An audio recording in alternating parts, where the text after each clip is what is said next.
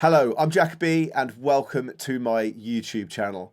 I wanted to let you guys know that for 2025, I'm going to be relaunching my producer series, which means more videos to help you guys out. The last few years, I've been mad busy and I've sort of neglected my YouTube channel somewhat. I've not really uploaded to the consistency that I wanted to. However, 2025, I've decided I'm on a mission to help you guys with your music. So I wanted to relaunch my producer series with regular content to help you guys level up with your music production. And I want to start 2025 by giving you a rundown of what I think will be my 5 most used plugins of 2025. Let's go. So number 5 on my list is this plugin called Decibel by Process Audio that I came across at the end of last year. It's a spectral plugin, and for me, it kind of just does what Scope does, except for it's got a little bit more to it. I also prefer the user interface to this slightly as well. The only thing it hasn't got is it doesn't show the waveform of the track, which I quite like, especially for like referencing like kicks, bass, low end. However, it is a really, really good plugin. You can change the colors of all of these as well, which I think is really, really cool. So when I play it here,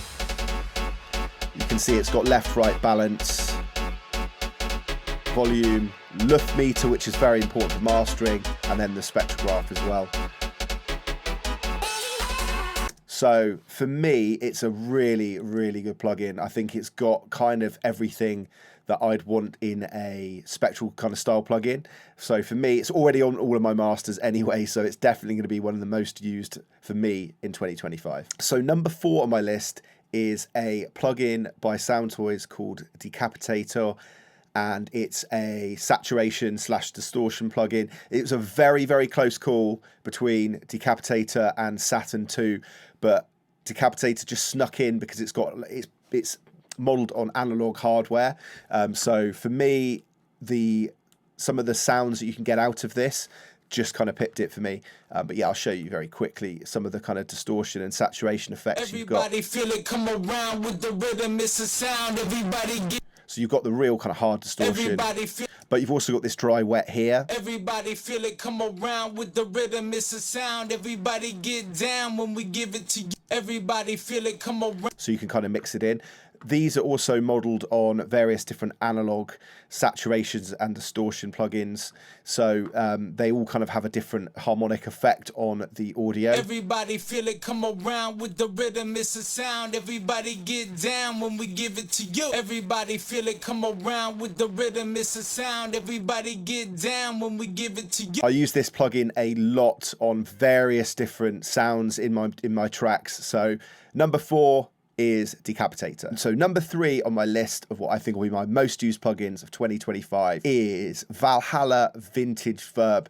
There are lots of pretty good reverbs on the market previously, and I still do use it. Arts Acoustic is also one of my favorites. However, it's a discontinued product. They are no longer doing updates for it, so I feel like it's on borrowed time. So I've switched a lot of my stuff over to Valhalla Vintage Verb.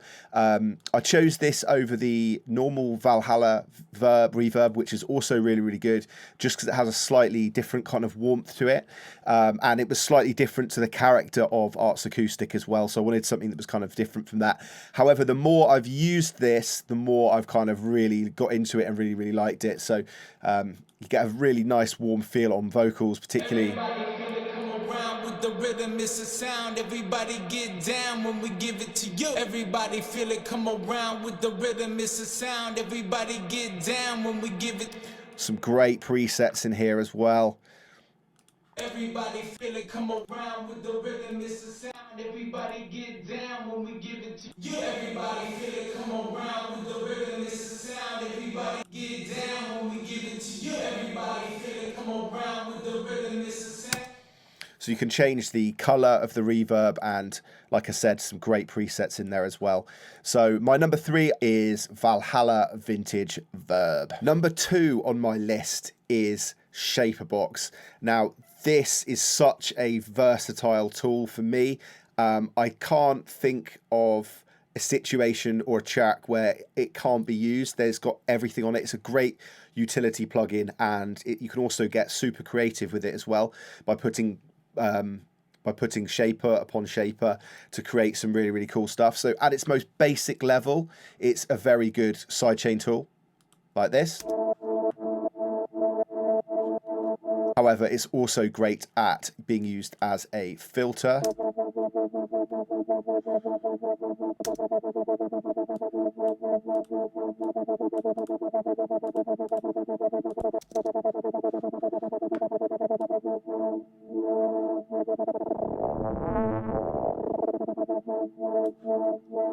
And it can be used for panning. And on top of that, you can also add some mad stutter, pitch, and tape effects as well.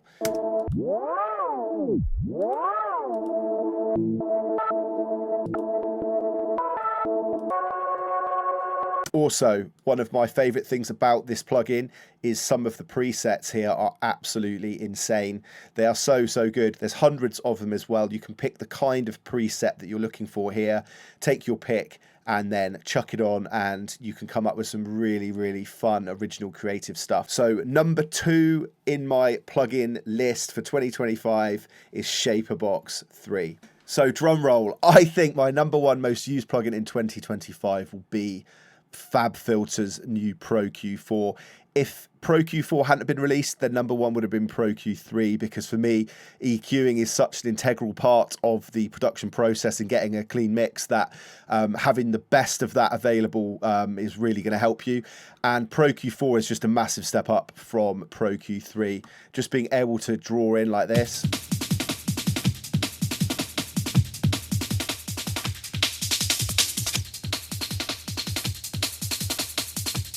I think that's a really, really cool feature.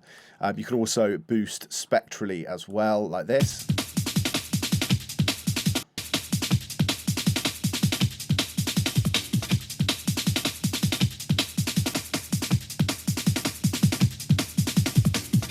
As well as dynamically, like in Pro Q3.